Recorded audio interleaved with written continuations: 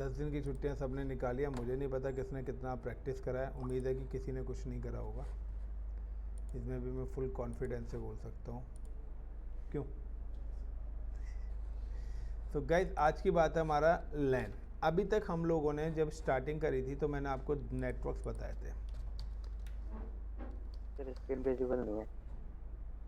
अभी शेयर करता हूँ। नेटवर्क्स मैंने आपको एग्जीक्यूट करे थे एंड जब भी मैंने आपको नेटवर्क्स बताए थे तो नेटवर्क के अंदर मैंने आप लोगों को एक चीज़ बताई थी कि हमारे पास 2 टाइप्स के नेटवर्क्स हैं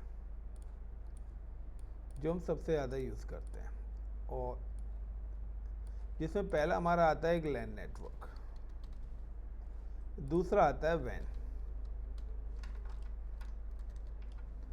वैन नेटवर्क के लिए we can use the routing, और लैन नेटवर्क के लिए we can use the switching. तभी आपका राउटिंग एंड स्विचिंग होता है।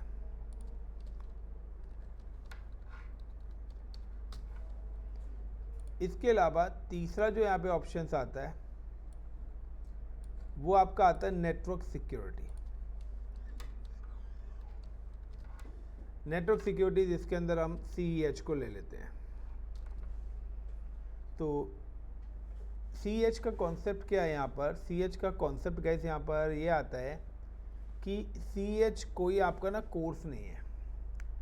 CEH सिर्फ वल्नरेबिलिटीज़ है, यानी कि अगर मैं आपको बोलता हूँ गैदरिंग है, यहाँ पे सिर्फ आपको ये चीज़ बताई जाएगी कि आप लूप फॉल्स को किस तरीके से फाउंड कर सकते हैं, कहाँ से किस वजह से आपकी जो इन्फॉर्मेशन हैं वो लीक हो सकती है, किस वजह से आपके पास अटैक्स आ सकते हैं।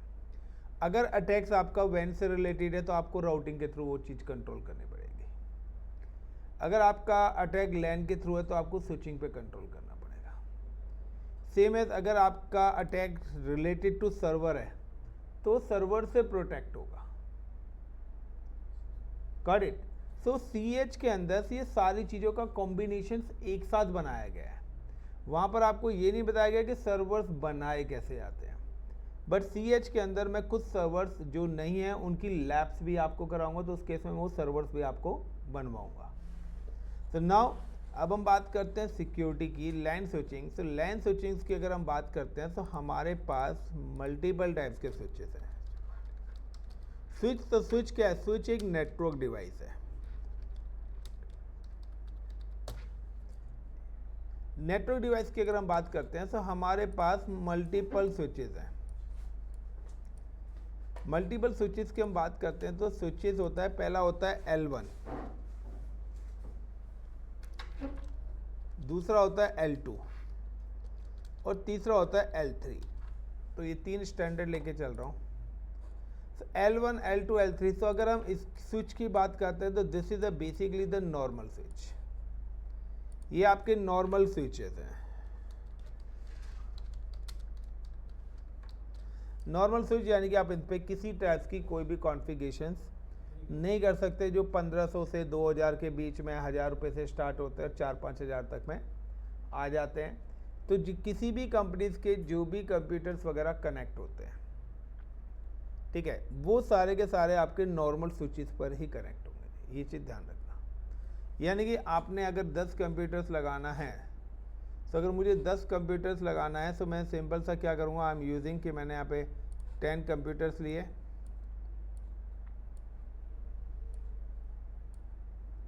और इन 10 कंप्यूटर्स के लिए मैंने एक यहाँ पे स्विच एग्जीक्यूट करा, और इस स्विच के साथ मैंने क्या करा, इन सिस्टम्स को कनेक्ट कर दिया। तो this is the L1 normal switch. लेकिन इसके अलावा मेरे पास L2 स्विचेस भी आते हैं। L2 का मतलब वो स्विचेस जो डेटा लिंक लेयर पे काम कर रहे हैं, जो कि मेरे क्या है, मैनेजेबल स्विच है।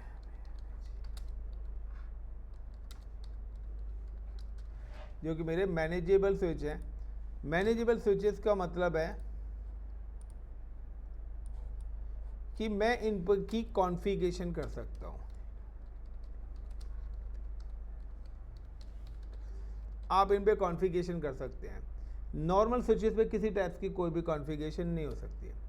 बट L2 स्विचेस जो भी हैं it's work in MAC address.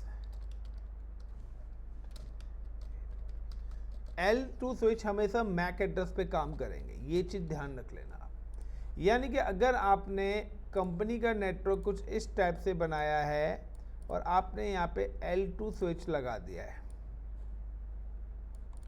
और L2 स्विच पे जाके नाउ आपने कंपनी की टीम डिवाइड कर दी है कि HR डिपार्टमेंट अलग बनाना है, सेल्स डिपार्टमेंट अलग बनाना है, अकाउंट डिपार्टमेंट्स अलग बनाना है, टेस्टिंग डिपार्टमेंट अलग बनाना है। तो ये आप इस तरीके से अपने डिपार्टमेंट डिवाइड कर सकते हैं। अब जिस डिपार्टमेंट में जो सिस्टम लगाएंगे सिर्फ वही आपस में कम्युनिकेट करेंगे। नॉर्मल स्विच पे क्या है, सब एक दूसरे से कम्युनिकेट कर सकते हैं। बट मैं चाहता हूँ कि PC नंबर 1 सेल्स में काम कर रहा है, PC2 HR में, PC3 अकाउंट में, PC नंबर टेस्ट में, और ये आपस में बात नहीं करनी चाहिए। चाहे IP भी क्या है, सेम है। तो मैं इनको क्या करूँगा, वर्चुअली डिवाइड कर दूंगा। तो उस केस में हमें क्या करना पड़ेगा, मैनेजेबल स्विच लेने पड़ेगा। लेकिन जब भी हम मैनेजेबल स्विचेस की बात करते हैं, like this is a L1 switch और इट्स अ L2।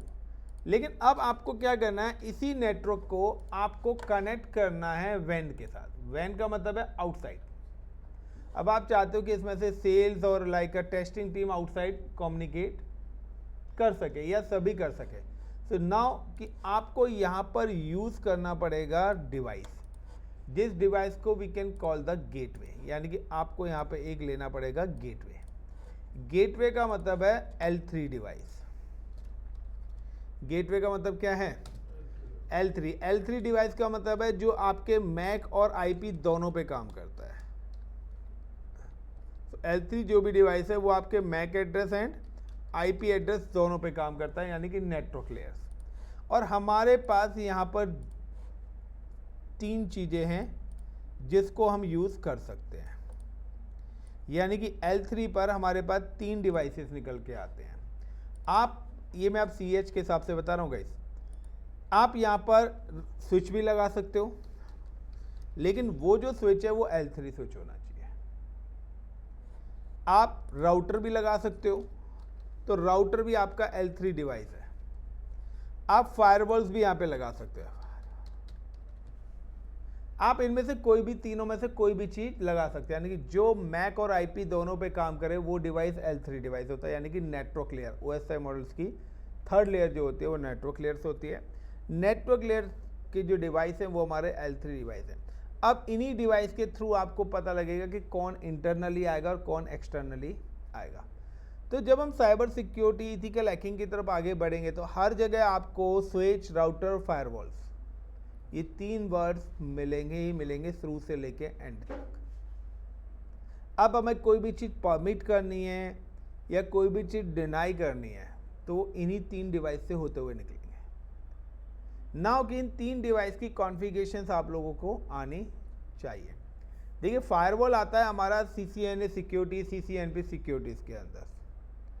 तो हम लोग क्या है, नेटवर्क सिक्योरिटी तो पढ़ नहीं रहे, क्योंकि CH आने से पहले वो सारी चीज़ें भी आपको आनी चाहिए, जो कि मैंने आपको स्टार्टिंग में बताया था कि आप डायरेक्ट L3 पॉइंट पे L4 पर आ चुके हो। ठीक है, सो यहाँ पर क्या है, फायरवॉल नहीं है, बट राउटर और स्विचिंग और फायरवॉल्स की कॉन्फ़िगरेशन 80% सेम है, और 80% एक बहुत बड़ा रेशियो होता है। तो डिफरेंस कितना है फायरवॉल और राउटर्स की कॉन्फ़िगरेशन में और स्विचिंग की में, ओनली 20%, जो इतना ज़्यादा नहीं है। जो कमांड्स वहाँ पे चलते हैं वही कमांड्स वहाँ पे चलते हैं, बस कुछ चीज़ों को मॉडिफाई करके वहाँ पे एग्जीक्यूट कर दिया जाता है। वो तब आएगा जब आपको एडवांस नेटवर्किंग में आप जाएंगे, एडवांस लेवल्स के कोर में जब आप घुसेंगे तब वो चीज़ें आपके पास आएंगे। तो अब हम बात करते हैं स्विचिंग की। स्विचिंग के अंदर जो इम्पोर्टेंट पार्ट है वो आपको 3 चीज़ें हैं जो क्लियर करनी है। सबसे इम्पोर्टेंट चीज़ें स्विचिंग के अंदर 4 चीज़ें हैं, जिसमें सबसे पहला जो है वो आपका आ जाता है VLAN, virtual local area network. आप कोई भी स्विच ले लें, आप L2 या L3 की बात कर रहा हूँ, L1 में ये कुछ भी नहीं आएगा। Now I am just talking about the L2 और L3 यानी कि मैनेजेबल डिवाइसेस की बात कर रहा हूँ। वर्चुअल लैन का मतलब है कि जितने भी स्विचेस आप लेते हैं उन सारे के सारे स्विचेस के अंदर बाय डिफॉल्ट एक VLAN बना होता है जिसको हम बोलते हैं VLAN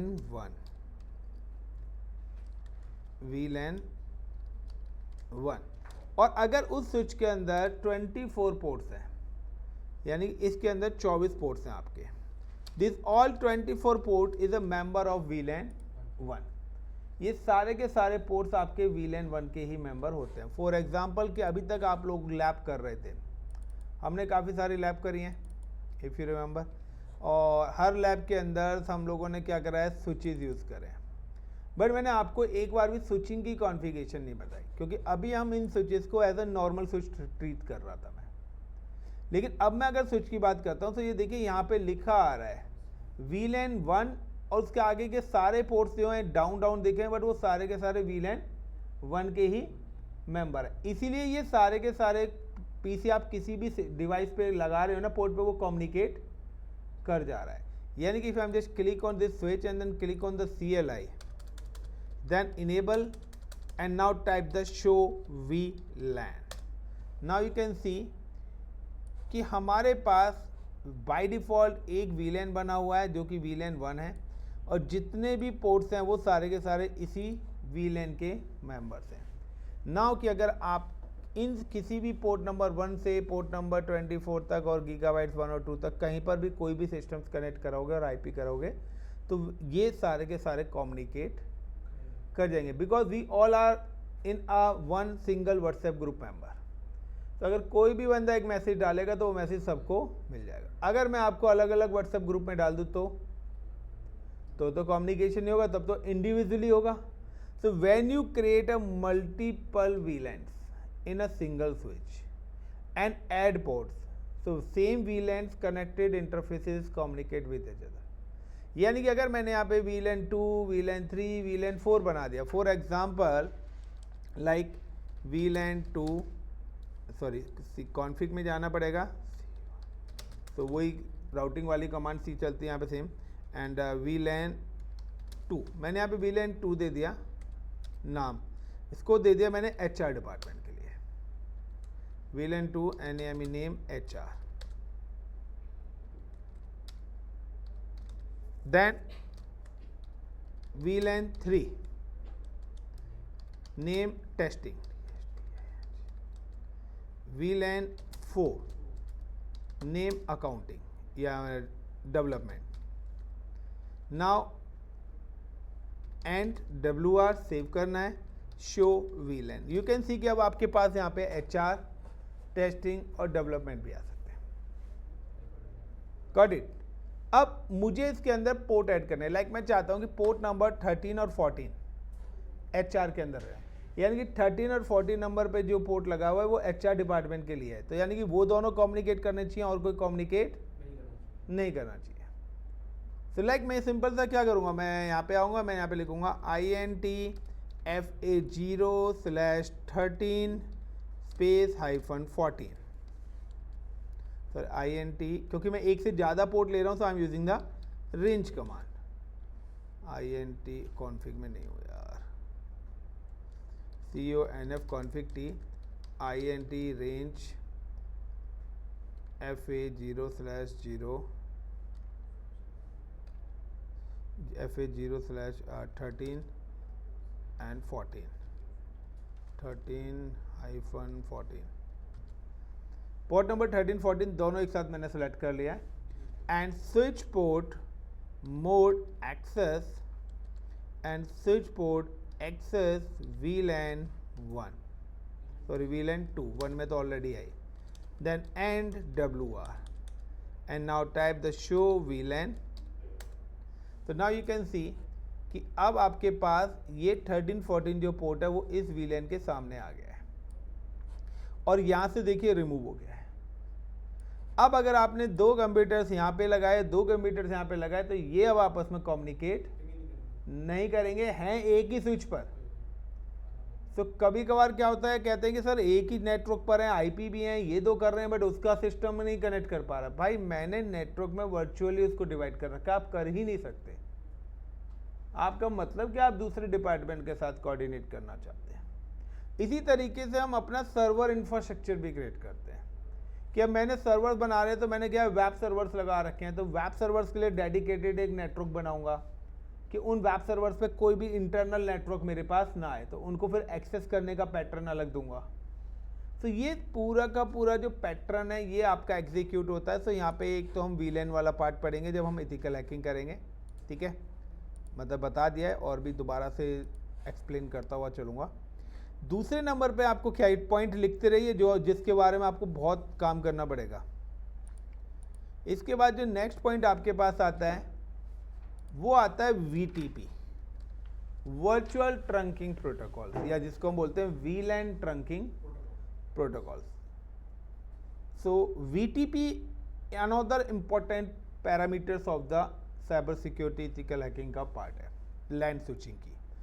VTP का कॉन्सेप्ट क्या है कि देखिए हमारे पास 1000 एम्प्लॉयज़ हैं।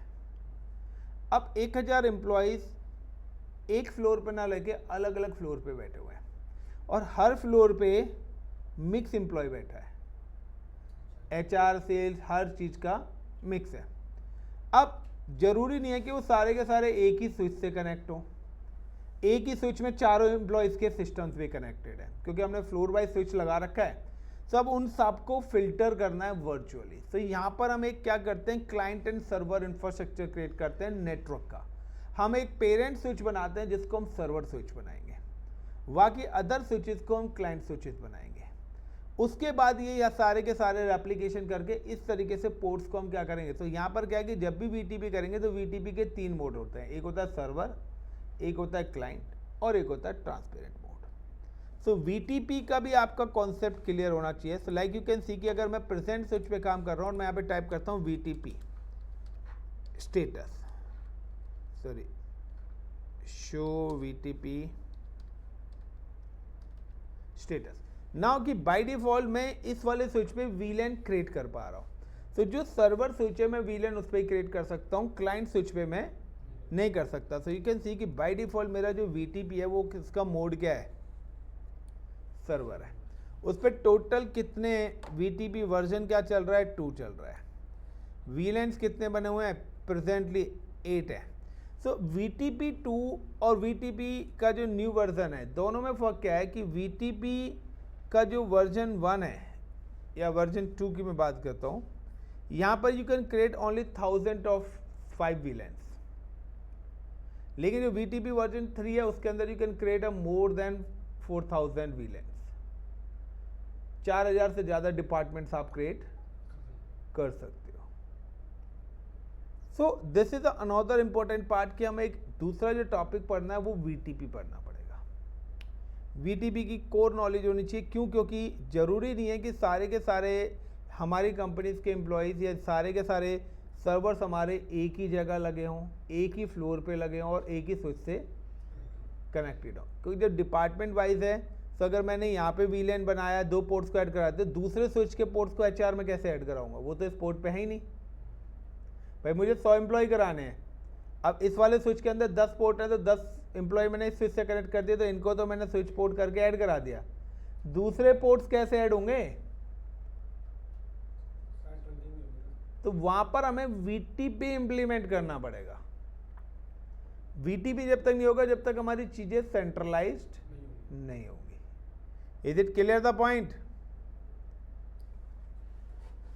धनंजय, आशुतोष, सभी लोग क्लियर हैं?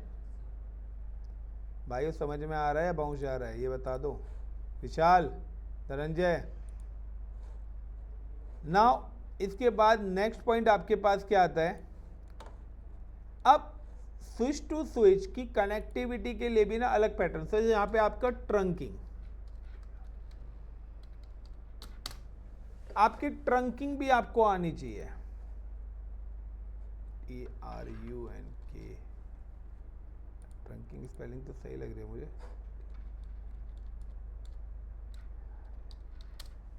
आपको यहाँ पे ट्रंकिंग भी पता होनी चाहिए। ट्रंकिंग का कॉन्सेप्ट क्या है यहाँ पर कि जब भी आप स्विच टू स्विच करेंगे, अगर आपका नॉर्मल स्विच है तो डेटा ट्रांसफर हो जाएगा, लेकिन अगर आपका मैनेजेबल स्विचेज है और जब भी आप स्विच टू स्विच करेंगे और आपका वीलैन वाला इम्प्लीमेंटेशन होगा तो आपको डेडिकेटेड पोर्ट्स बताने पड़ेंगे कि किस पर्टिकुलर पोर्ट से डेटा ट्रांसफ़र होगा। तो उस पोर्ट को आपको ट्रंकिंग पोर्ट बनाना पड़ेगा।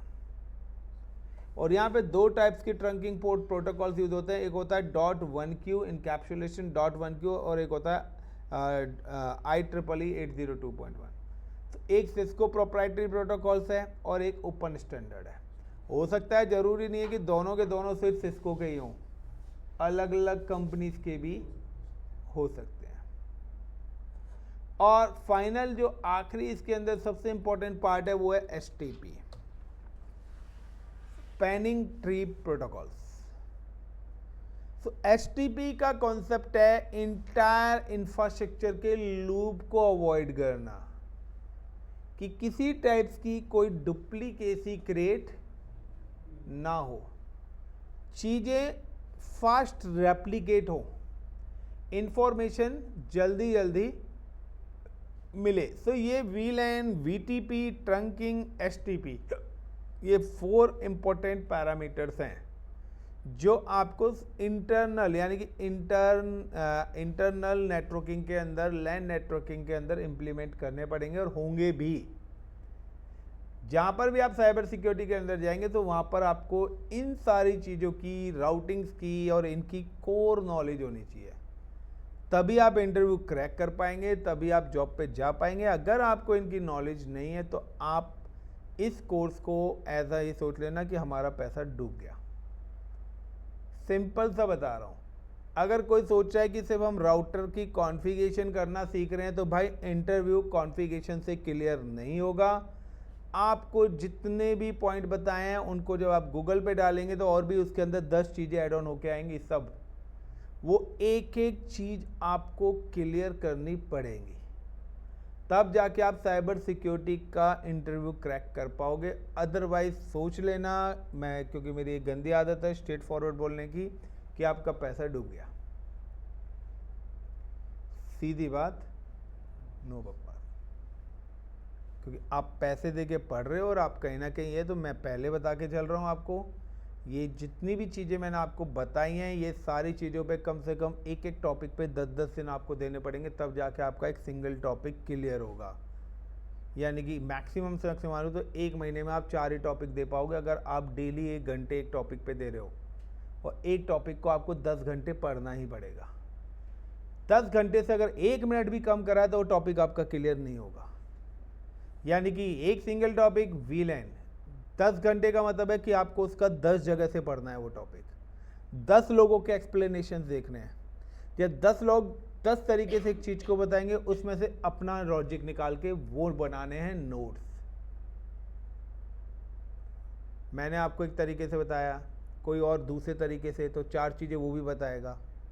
जब उन सारी चीज़ों को निकालोगे तब आप उन पर रिसर्च करके अपनी लैब बनाओगे, तब आपका कॉन्सेप्ट है। क्योंकि फिर आप कॉन्फिडेंस से आंसर दोगे कि भाई मैंने ये चीज़ 10 जगह से पढ़ी है और 10 के 10 लोगों का एक ही कहना है कि दिवाली पे बम मत जलाओ, पॉल्यूशन होगा। अब एक बंदा कह रहा है पॉल्यूशन नहीं होगा बम से, 10 लोग कह रहे हैं पॉल्यूशन होगा, तो आप क्या करोगे? और आपने भी जलाया है तो 11वें आप हो जाओगे उन 10 में कि नहीं भाई पॉल्यूशन होगा क्योंकि मैंने बम जला के देखा है। This is called a study. अगर स्टडी को मजाक बना दिया तो भाई फिर कुछ कहना ही नहीं। तो गाइस ये सारे के सारे टॉपिक्स हमारे लैन स्विचिंग, लैन नेटवर्किंग में आएंगे, बट ये टॉपिक्स आपके स्टार्ट होंगे अगली 2 क्लास के बाद, क्योंकि पहली 2 क्लास में हम लोग इथिकल हैकिंग का इंट्रोडक्शंस पढ़ेंगे, वल्नरेबिलिटीज़ पढ़ेंगे, गैदरिंग्स वगैरह क्या होती है, फिर हम अपने सर्वर्स बनाएंगे। तो सर्वर्स में हम DNS सर्वर्स हम अपना क्रिएट करेंगे, DHCP सर्वर्स हम अपना क्रिएट करेंगे, वेबसाइट का वेब सर्वर्स हम अपना क्रिएट करेंगे, काली लिनक्स कैसे इंस्टॉल करते हैं, काली का, तो ये 4 सर्वर्स आपको अपने लैपटॉप के अंदर इंक्रीज करनी पड़ेंगे। तो मिनिमम आपके लैपटॉप की लैब 8 GB तो होनी चाहिए और 16 GB हो तो बेस्ट है। 16 GB परफेक्ट है लैब करने के लिए, साइबर सिक्योरिटी वालों के लिए बोल रहा हूँ मैं, क्योंकि अगर आप मेरे पास भी देखें तो आप यहाँ पे देख सकते हैं कि मेरे पास इतने सारे सर्वर्स बने हुए हैं। यही सेटअप्स आपको भी बनाना पड़ेगा। आपको लिनक्स का सर्वर भी बना के रखना पड़ेगा, ठीक है, आपको काली का भी बनाना पड़ेगा, आपको क्लाइंट्स भी बना के रखने पड़ेंगे। यहाँ पे अलग अलग सर्वर्स भी बने हुए हैं। तो ये सारे सर्वर्स, ये सारे के सारे जब हम लैब करते हैं तो 3-4 सर्वर्स एक साथ मिलके लैब होते हैं। क्योंकि देखिए एक है या तो मैं बने हुए सर्वर्स यूज़ कर लूँ, दैट्स बेटर है कि हम अपने सर्वर्स बना लें। तो यहाँ पर ये वाला जो टॉपिक सर्वर्स बनाना बता रहा हूँ, it's not a part of your course. ये मैं एडिशनल बताऊंगा क्योंकि मैं चाहता हूँ कि आपको ये कुछ चीज़ें और भी ज़्यादा क्लियर हो सके। Clear everyone guys? So be prepare. So ये टॉपिक्स हैं, ये 4 टॉपिक्स के बारे में नेक्स्ट वीकेंड मैं आपसे पूछूंगा। और now we are start for the ethical hacking. CCNA हमारा फिनिश हो चुका है। स्विचिंग का पार्ट मैं इथिकल हैकिंग के साथ, और स्विचिंग के साथ सिक्योरिटी का पार्ट भी मैं इथिकल हैकिंग के साथ ही लूँगा। अदरवाइज आपकी जो इथिकल हैकिंग है वो थ्योरी बन जाएगी, और जब कोई चीज़ थ्योरी बन जाएगी तो आप पढ़ोगे नहीं। दैट्स बेटर है कि उसको मैं प्रैक्टिकली बना दूँ तो बेटर है। कि अगर उसमें आपको 20 लेक्चर्स हैं या 15 मॉड्यूल्स हैं, तो 15 मॉड्यूल्स में अगर मैं आपको 30 से 35 लैब्स करा दूंगा तो शायद है कि आपकी वो थ्योरी प्रैक्टिकल्स और भी अच्छे हो जाएंगे। Okay Dhananjay, Ashutosh, so next class हम करेंगे अपनी। तो भाई ऑल द बेस्ट, अपना प्रिपरेशन करो प्रॉपर तरीके से। और ये 4 टॉपिक्स मैंने बता दिए हैं। So now we start for the ethical hacking. So CH हम बढ़ेंगे, CH शॉर्ट में है, बट मेरे पास साइबर सिक्योरिटीज़ की जो बुक्स है वो पूरी की पूरी बुक्स मेरे पास पड़ी हुई है। सो अगर आप पढ़ना चाहते हो डिटेल में तो मैं आपको पूरी की पूरी बुक ही मॉडल वाइज शेयर कर दूंगा।